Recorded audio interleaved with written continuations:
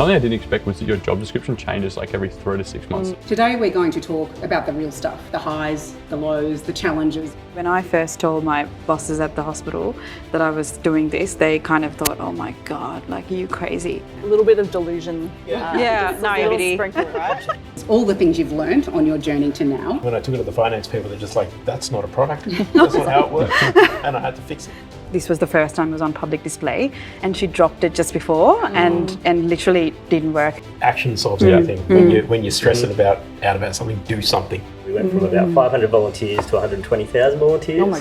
Yeah, I completely agree. I think it's like you have to have this dichotomy of like ultra high conviction in this really like singular view of the future you have. And my hope is that someone watching this might get that spark of inspiration to start their own startup. So let's set the stage by really thinking about that founding moment. Jeanette, why did you go into startups and entrepreneurship in the first place? Why did you take that bold leap? That is an excellent question that my parents were probably wondering at the same time. I was working a corporate job. I think I did that for about 14 years, working at banking, energy, that kind of stuff. And I don't know if you have this, if you can relate to this, but I had that nagging feeling that A, I wasn't living up to my potential. B, if I didn't try to do something, I would regret it in a few years. And then honestly, just a really deep sense of curiosity, like what else is beyond these four walls? Because I just grew up doing a very linear kind of go to school, go to uni, get the corporate job, be the good girl, and then just kind of was like, there's got to be something else, and I got to try it now, otherwise it'll be too late. I think it was something that I'd always wanted to do, and I think I was going to keep trying to do it until I found something that like people loved and stuck as well.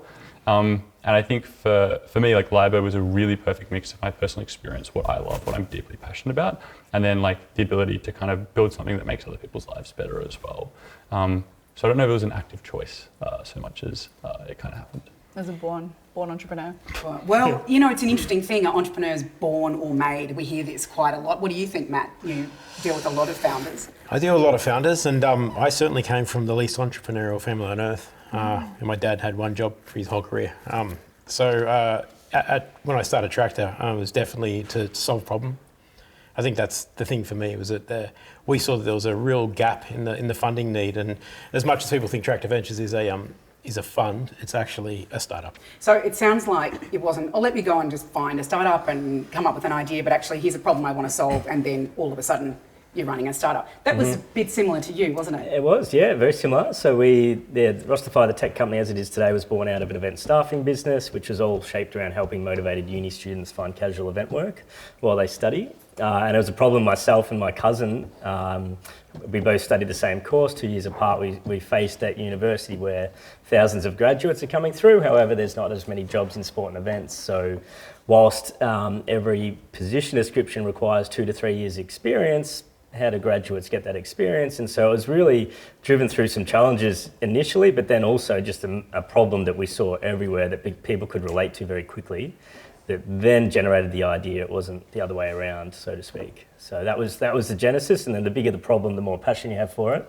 the more motivated you are to see it through. So that motivation then carried the early years to then getting early traction as well. It wasn't something that I went looking for. I actually didn't know what the word startup really meant. But I realized that my role in the clinical environment didn't allow me to actually commercialize a product to actually help the patients that I saw day in and day out. And I was getting frustrated that I actually need to bring this out, and I actually had to go outside of that environment that I was in and actually, you know, not to completely leave, but actually work with that environment to actually build this for that relevant. So I was looking for an available doctor that I had to see, and that was a difficult process, more so than I thought it would be. And then when I spoke to my doctor, and we've got a really good relationship, he mentioned how much time I was just wasting on paperwork. And I was like, man, this is not something that you need to study 10 years to do, right? Like virtually none of this. And I think then it's almost like looking back, it was like as a patient, I valued my doctor's time probably more than he did a bit. And that was the need and that was the problem that kind of like, it was born out of just trying to solve that problem for him. It turned out, he was not alone. Something I didn't expect was that your job description changes like every 3 to 6 months, depending on how well you're going. If you're going well, you'll change even quicker. And no one tells you when that happens, what it should be next.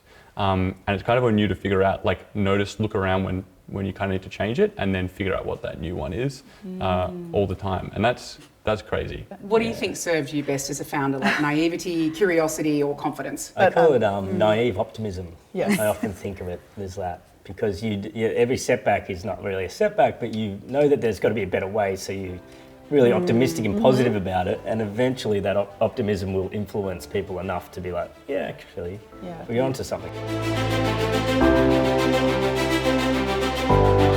Each of you started with just an idea and you took that leap.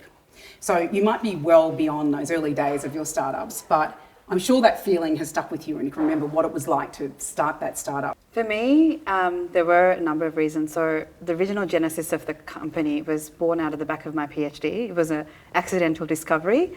And then I didn't actually take the startup leap until my son actually had a number of respiratory conditions, and I actually had to go back to the drawing board and actually build the product in my kitchen. I drew it on my kitchen bench and actually built it for my family and myself. Well, I think like mine was really cumulative and iterative. Like those are, startup-y words. But essentially what happened for me was I just did one thing and then I just did another thing. And so I never had that moment of, oh my gosh, I'm going to solve employability or build an alternative higher education company. That was not the thing I sat there at my desk at the bank thinking. What I did think was, gosh, there's a bunch of my colleagues here that like, if only they could communicate a bit better what they were good at, they could get better jobs. And oh my gosh, there's a lot of young people who could be more than what their parents tell them to be. And just like those little moments of going, well, how could I maybe just put something in front of them to help them? And actually I started doing like really basic stuff. I charged people a few $100s to do a LinkedIn profile or a resume and just like built that out. And then all of a sudden went, okay, we're going to take a leap and take 7 students to Silicon Valley and just show them what it's like in the innovation ecosystem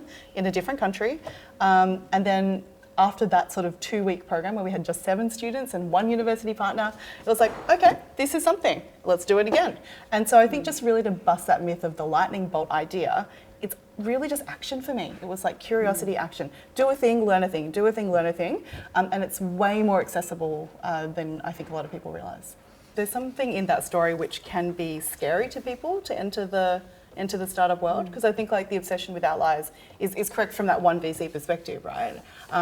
And obviously that's the industry we're talking about is startups with venture backing, and like they've got the ability to become that billion-dollar company. But it can be really, really intimidating for someone entering who's not from a business background or who's not from a startup background, maybe hasn't grown up like watching or reading the media that we now do and produce. And so I think that, if I don't know who I'm talking to at this table, but I mean, I just think like when I think back to who I was, if I had known that narrative then, I actually reckon I would have been too scared to come in. The outliers. Yeah, I actually reckon I would have been. I think what got me in was the just try to make a difference and like try to do it with the resources that you have and be scrappy and creative and have some fun with it. And I know that that's not the cool VC narrative, but that's what got me into it. And so I think like just to open up the invitation for people to join, even if you're not sure if you could be that outlier, like you kind of, as I said, need to have some delusion that you could be. Like you're like, I know I can be something, I know I can be ambitious and global. What would you do or build if you knew you could not fail? Exactly. And removing that doubt. I mean, psychologically, it does take a leap of faith to go out and do this. You say you're sort of especially if you've got kids, mortgage, like you're coming from a place where you actually have like financial responsibilities. Like there's an entry point into this world which doesn't necessarily feel like you've got nothing to lose. And so I think that's where there's a little bit of shift in mindset sometimes. I echo Janet's point, because when I first told my bosses at the hospital that I was doing this, they kind of thought, oh my God, like, are you crazy? And that's true, because I think it's the part of the sprinkling of the naivety that I went, no, actually I got this, because I can build, if nothing else, I can get to the customer myself because I've got the technical capability, right? That's I get this confidence part, that I have this in the bag. If anything else, I can get to my first customer on my own, and I can build the right people around me. And I think, I didn't know what a VC was. To this day, I'm still figuring it out. And I think, so you can help us. But I think, you have to take on the obsession with the customer, and I think that's true no matter where you are. And if you take the view that you're going to get to the market as fast as you can, and however might it takes, and with MedTech there are so many red tape that you've got to like push through. But end of the day, it's all about getting a product in the hands that will ultimately delight your first customer.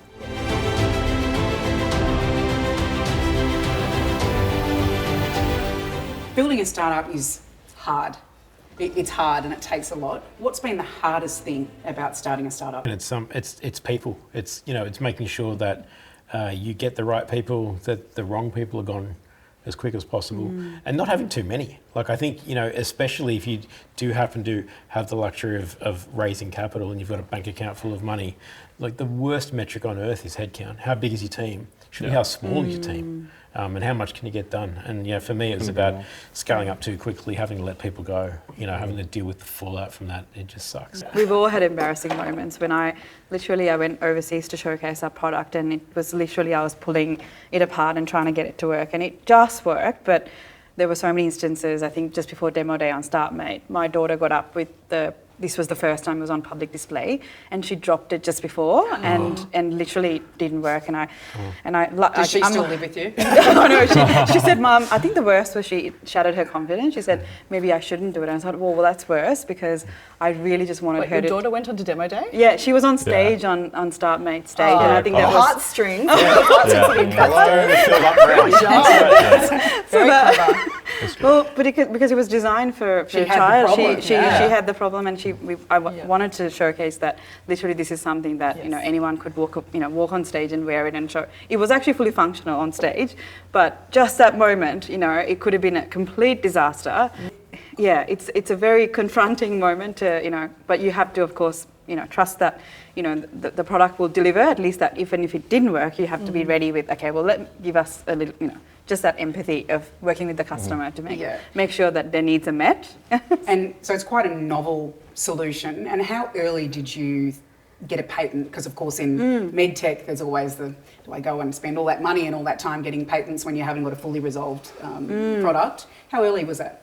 So we now have a couple. Our patent portfolio is quite large at the moment, but the first patent was initially around actually StartMate. The demo day came around, and we were like, well, this is going to be seen by 1,000+ investors. So we were kind of like, well, should we protect it? Should we not? So all these conversations happened, and literally it was the Wednesday morning. It was going to go public, or so-called public. It was Tuesday night when we filed it. Like literally, that was it. But everything in life needs a deadline, and I think that's how it happened, because we needed to make sure that what we were creating was protected before it got seen by the world.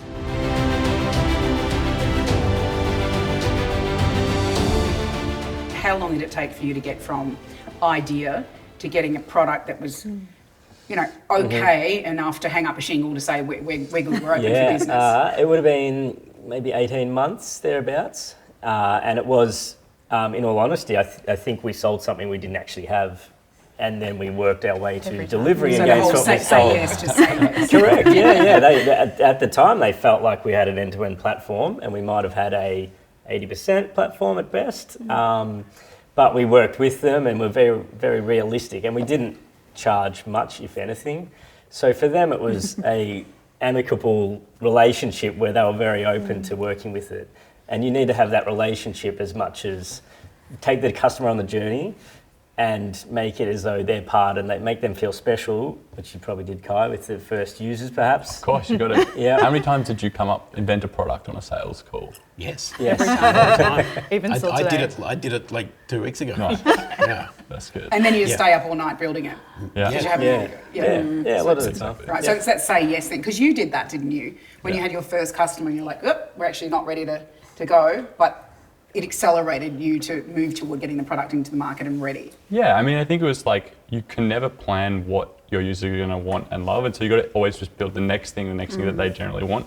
Try to keep your job is to look up and make sure there's a direction you're heading in, but your users will guide you on what the thing, the next foot to put in front of the other one. I think that fine line between as a founder, selling what you don't have, we touched on it before, but getting not so far ahead of your skis that you don't deliver, but certainly not, when they say, can you do that? The answer's kind of yes.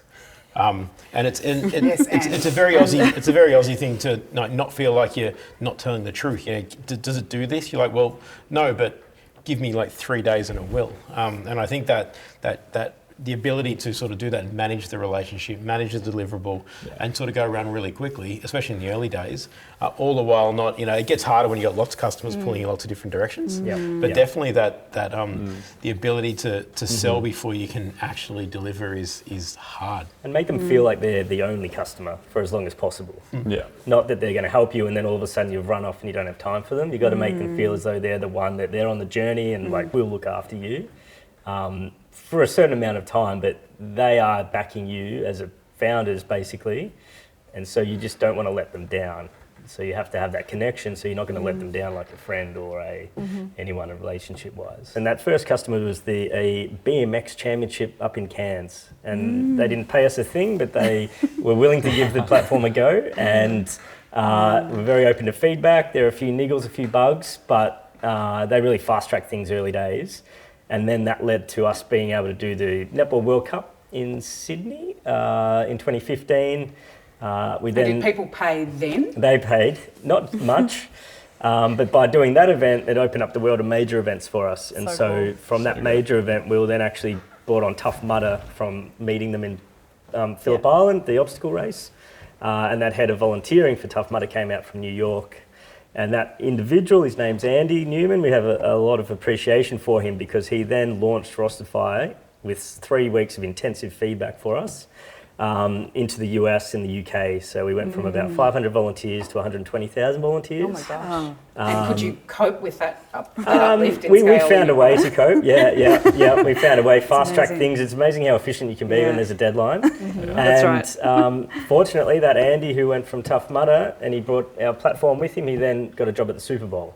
So within 18 months of doing these tests, What a legend. we went from Tough Mudder amazing. globally to the Super Bowl, which is probably the world's biggest event. And we've done the last 9 since then. So cool. But we could put a lot of that down to this one person, Andy, who we met at But you Phillip obviously Islands. made that customer really, really happy, They and you loved stayed us. with that Yeah, customer. they were the one and so, only thing for Champion. months. We just put everything into it. Yeah, Kai, if you think about So- that first customer, Yeah. and because your business is word of mouth, a lot of it's driven by that. Yeah. So who did you make very, very happy who could then drive that flywheel in your business? Yeah, she was a GP in Bendigo, and so she was our first paying user, which was a super exciting moment.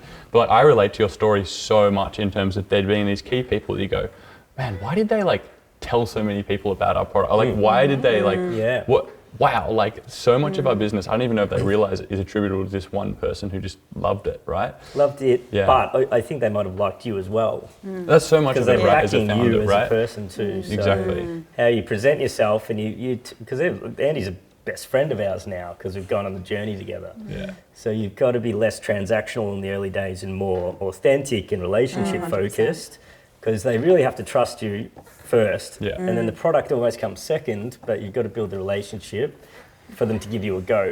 Because then they want to help you, right? Yeah, and then I would say it comes the relationship, then the product, then the dollars for us. The dollars were not even a part of the conversation in the early days. It was just knowing that person, getting them on side, and then letting them know that, we've got your back, we're not going to let you down.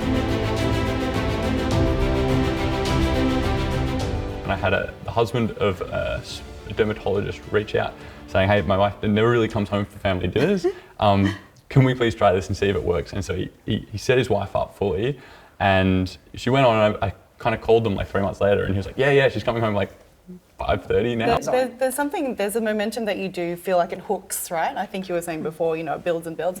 But as I started dealing with the students and I started seeing the outcomes, and we saw, like I think it was like 97% of them get a learning for their professional development that they don't get through traditional school, 77 increase their financial output, like within 6 months of doing a program. Like, we're actually seeing economic growth. We're seeing people start businesses. We're seeing them hire other people. And that just it just starts to kind of land. I think it's the person that you become as you're doing the entrepreneurship journey. It's the people you meet during the entrepreneurship journey. That's the golden stuff. And I think we talk about bringing your kid on stage, which is such a smart idea.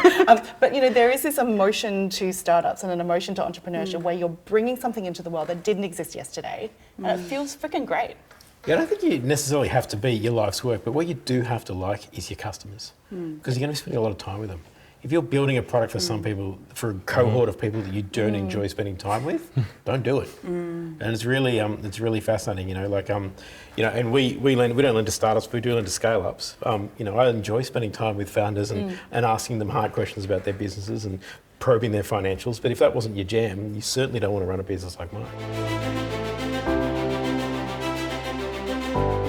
I remember being at ANZ Bank and seeing something, like an ad, I think, in General Assembly, which said, oh, go to this talk about the new thing in Victoria about startups. I'm like, that sounds interesting. And it was actually, I think, one of the launch events for LaunchVic. And I sat in the audience as a corporate girlie just going like, what is going on here? Like, I don't understand. And just absorbing this new language. And so that was sort of when I was getting involved in the ecosystem and just understanding what the community was and who was around. And then I remember like individuals, like people that were professionals working in places like universities who, you tell them an idea and they go, let me introduce you to someone. And it was actually professionals, I thought, that were the ones that really helped unlock the doors. What do you think makes the Victorian startup ecosystem unique? I do think there is a lot of founders who have been successful here who are willing to give back. We certainly have a lot of those involved at Tractor, and we knew that that it's interesting from the Tractor standpoint, which is if you're backed by a VC, you're generally then taken into the VC cohort, and the VC will have a whole bunch of stuff for you. But if you're not, you got nowhere to go. So we formed a community for all the rest of the founders that are not venture backed, of which Jeanette's part of that, and the people in there solve different problems. So I think going out and looking for the people who are in a similar space to you are. Not necessarily from the type of business you're making, but just where you're at in your journey. The problems you're running into are generally being experienced by other people. So, and there's plenty of those people around. If you go and ask around for them, they'll definitely put their hand up to help. Those were the people here in Victoria that helped me. Really practical introductions, like job flexibility, information, community. Like that was what helped me.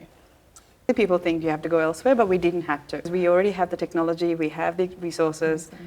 In fact, most of it was right here in Victoria for us. We had the key opinion leaders here, we had investors, we had the customers right here. We just had to build that first version to get feedback, and then the rest happened. As Jeanette was saying, there's diversity not only of talent and founders who have been successful in the state, but there's also diversity across industries, ecosystem that's willing to help, and a very good community feel. It's a city that is almost a small city in a respect, because a lot of people do know each other, so with your reputation becomes opportunities. We were really fortunate in StartMate to have Chris and Alex, who are the founders of Mindset Health, and they're just like the best. I remember literally Lyrebird's stories like before and after meeting those guys, and they were our mentors through StartMate. And they were the ones that told us, for example, just to like go all out on product-led growth, just build something people love and don't worry about paid ads or something. And that was like a really like before and after moment for us. And I think for us, if we hadn't have met them in StartMate, I'm not sure where we'd be now, but very grateful we did. No, throughout our journey, a lot of our growth to start with was word of mouth and actually the contacts. So leveraging those contacts very early helps go outside of Victoria, but to begin with is a very, very sensible approach is to start small and then scale from here as well. So we've experienced that. And Kai? I think the best city to start a startup is the one that you're in right now. And if you're in Victoria right now, just go do it. I think that's, there's no time like the present. And I think Victoria's been great for us, but I think just doing it as well is like But the world is waiting. Exactly. I think it's waiting for you to start a startup. Do you think that we do think big enough in Australia? Do you think if someone's at early stage idea, maybe getting toward that first customer, we hear this global from day one, it's quite an audacious big thing. Do you think we think big enough? Yeah, I think we do, but oftentimes because being a founder is not necessarily something that's inherent in all our lives. When you tell it to your mates, then you're likely to sort of turn it down a little bit. And I used to be a partner at StartMate, and I used to say that, and we used to take, before COVID, we used to take the founders to San Francisco. I said, look, the same slide when you pitch it to an Aussie investor, they'll ask you, are you sure? Is that's a bit too big? And the same slide in the US, they'll go, it's too small. Yeah. So, you generally need to believe that you can do the thing, do the big thing. But it's that very next step that you're really talking to.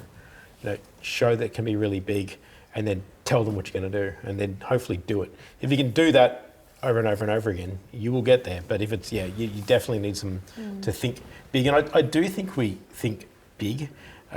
It's just, you just got to get going though. Founders, often there's some unique thing, some unfair advantage to what founders have, whether that's drive or ambition or something else. What is your superpower? Looking back over the journey, I genuinely think a positive mindset, optimistic approach, and then a lot of resilience. A lot of resilience to ride the roller coaster and the ups and the downs, and then a deep underlying conviction in what you're doing that makes a change, but also gets you out of bed in the morning as well. Yeah. I reckon wow, this is going to be ironic, and don't clip that because that's actually funny. I actually think one of my superpowers is my ability to communicate. But also my ability to act on what I'm doing. I think I sometimes just out-act people. You just execute faster, and that's a big difference. I think the word I use is irrepressible. Was that right? Irrepressible. So I continue to, just against all odds, just, or perceived or known, because I am a person of colour. I'm a woman, so all odds are stacked against me in some perceived ways. But I believe that I'm capable, and I'm no different to any one of my peers. And I just continue to be irrepressible and just show up and just do my thing. Irrepressible, nice.